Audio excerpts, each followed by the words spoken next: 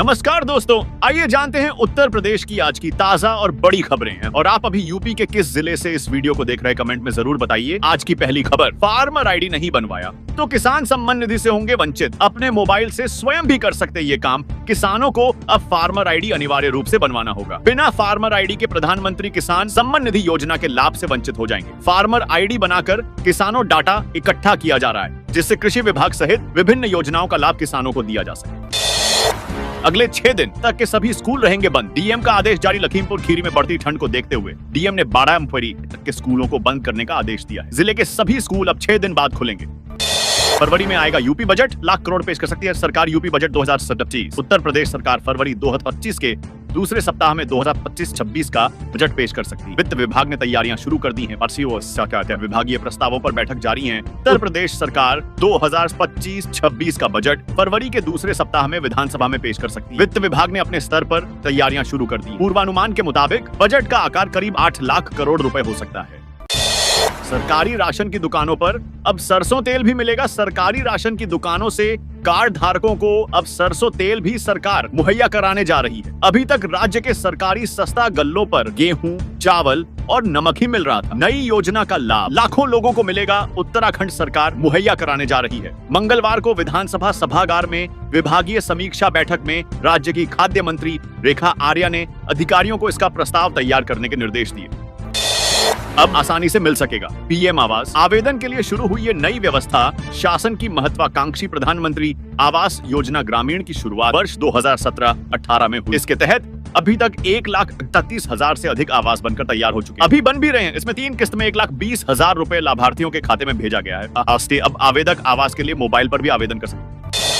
UP में business करने के लिए बिना ब्याज और गारंटी के मिलेगा 5 लाख का लोन। सीए और बैंक ऑफिसर करेंगे पूरी मदद। यूपी में पहली बार उद्योग लगाने के लिए बिना ब्याज और गारंटी 5 लाख रुपए तक का लोन 4 वर्षों के लिए दिया जा रहा है। साथ ही युवाओं के प्रोजेक्ट के लिए आवेदन से संचालन तक में मदद के लिए हर जिले में आर्थिक विशेषज्ञों, सीए और रिटायर बैंक अधिकारियों को तैनात किया गया है, ताकि अधिक से अधिक युवाओं को योजना का लाभ मिल सके।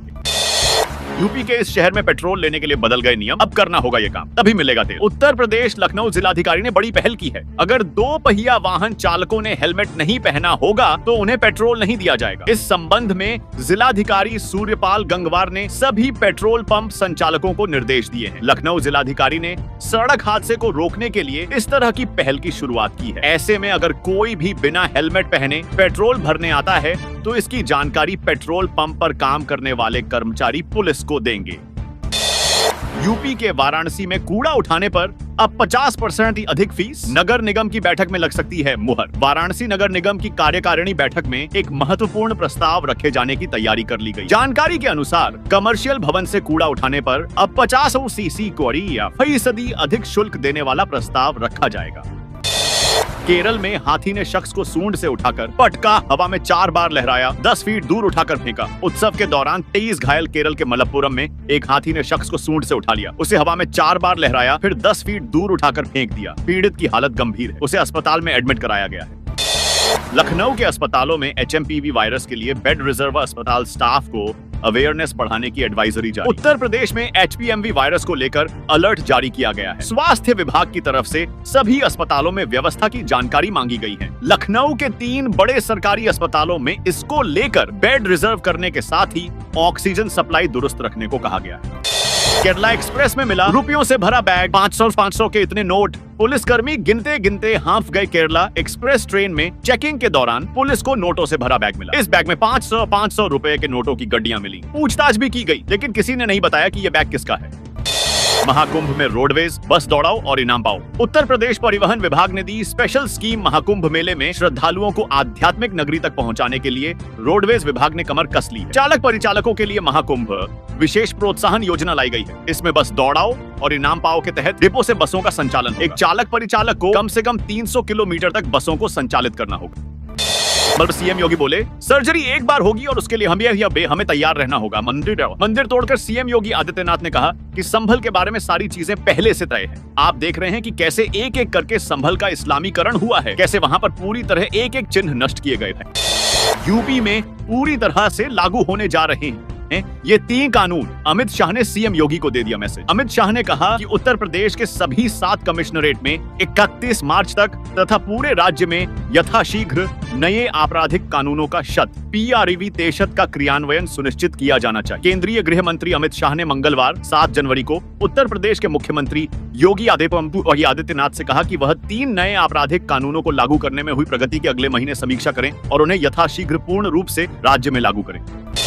यूपी के इस गांव से ट्रांसफार्मर चुरा ले गए, 6 दिन से बिजली गायब, अंधेरे में डूबा गांव। छात्रों में आक्रोश, ट्रांसफार्मर न लगाए जाने के बाद ग्रामीणों में निराशा बढ़ रही है, जिन्हें अब बिजली न होने के कारण कई परेशानियों का सामना करना पड़ रहा है। उत्तर प्रदेश के बदायूं जिले से एक हैरान करने वाला मामला सामने आया है। यहाँ के एक गांव से चोर ट्रांसफार्मर ही चोरी कर ले गए, जिससे इस गांव के निवासी 14 दिसंबर से बिजली के रहने के लिए मजबूर है। हालांकि ट्रांसफार्मर के चोरी की सूचना मिलने के बाद बिजली विभाग ने जांच शुरू कर दी है।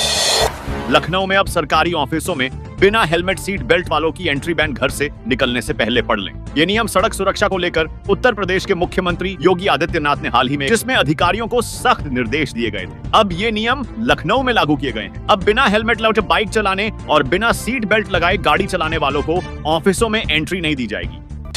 सीएम योगी बोले, वक्फ के नाम पर जमीन कब्जाने वालों से वापस लेंगे 1 इंच भूमि, गरीबों के लिए बनाएंगे। आवाज। सीएम योगी ने कहा कि वक्फ के नाम पर जमीन कब्जाने वालों से 1 इंच भूमि वापस लेंगे। इस पर गरीबों के लिए आवास, शिक्षण संस्थान और अस्पताल बनाए जाएंगे। सीएम योगी बोले, छात्र संघ चुनाव के बजाय युवा संसद को देना चाहिए। बढ़ावा राष्ट्रीय युवा महोत्सव 2025 को लेकर सीएम योगी ने कहा कि हमें छात्र संघ चुनाव के बजाय युवा संसद को बढ़ावा देना चाहिए ताकि नेतृत्व गुण विकसित किया जा सके। संभल में जारी है अन्याय। अखिलेश यादव बोले, सपा सरकार बनने पर असली दोषियों को दिलाएंगे सजा। सपा मुखिया अखिलेश यादव ने कहा कि संभल में अन्याय जारी, सपा सरकार बनने पर असली दोषियों को सजा दिलाएंगे। राजधानी लखनऊ में सपा अध्यक्ष अखिलेश यादव ने कहा कि संभल में लोगों के साथ अभी भी बड़े पैमाने पर अन्याय हो रहा है, लोगों पर झूठे मुकदमे लगाए जा रहे हैं। जिलाधिकारी व पुलिस प्रशासन असंवैधानिक काम कर रहे हैं। सपा की सरकार बनने पर संभल की घटना की निष्पक्ष जांच कराकर दोषियों को सजा दिलाएंगे। वाराणसी में 150 साल पुराना मंदिर खोला, खंडित शिवलिंग मिले, दरवाजा कटर से काटा गया। मुस्लिम बोले, हमें कोई आपत्ति नहीं, बशर्ते शांति बनी रहे। वाराणसी में बुधवार को 50 साल पुराना 40 साल से बंद मंदिर खोला गया। मंदिर के दरवाजे जाम हो गए थे, इसलिए कटर से काटना पड़ा। महाकुंभ जाने वाले श्रद्धालुओं को नहीं करना पड़ेगा इंतजार। कानपुर सेंट्रल में 500 यात्री होने पर तुरंत चलाई जाएगी महाकुंभ। स्पेशल संगम स्नान पर श्रद्धालुओं को ट्रेन का इंतजार नहीं करना होगा। 8 से 12 कोच हर समय तैयार रहेंगे। 500 व इससे अधिक श्रद्धालुओं की संख्या होने पर सेंट्रल से ही महाकुंभ स्पेशल चलाई जाएगी। प्रयागराज से अलीगढ़ रूट पर 9 रैक रिजर्व रहेंगे। प्रयागराज डिवीजन से 74 महाकुंभ स्पेशल ट्रेनें चलेंगी। जरूरत पड़ने पर रिंग रेल की सुविधा भी बढ़ाई जाएगी। 3,70,000 मतदाता तय करेंगे, मिल्कीपुर का भाग्य। डीएम बोले, 414 मतदेय स्थलों पर 4 जोनल मजिस्ट्रेट, 44 सेक्टर मजिस्ट्रेट की तैनाती। अयोध्या के मिल्कीपुर उपचुनाव को लेकर जिला निर्वाचन अधिकारी चंद्र विजय सिंह ने प्रेस वार्ता की। उन्होंने बताया कि इस चुनाव की प्रक्रिया 10 जनवरी से नामांकन के साथ आरंभ, नामांकन 7 जनवरी तक चलेगा। 18 जनवरी को नामांकन पत्रों की जांच के बाद 20 जनवरी को नाम वापसी हो सकेगी।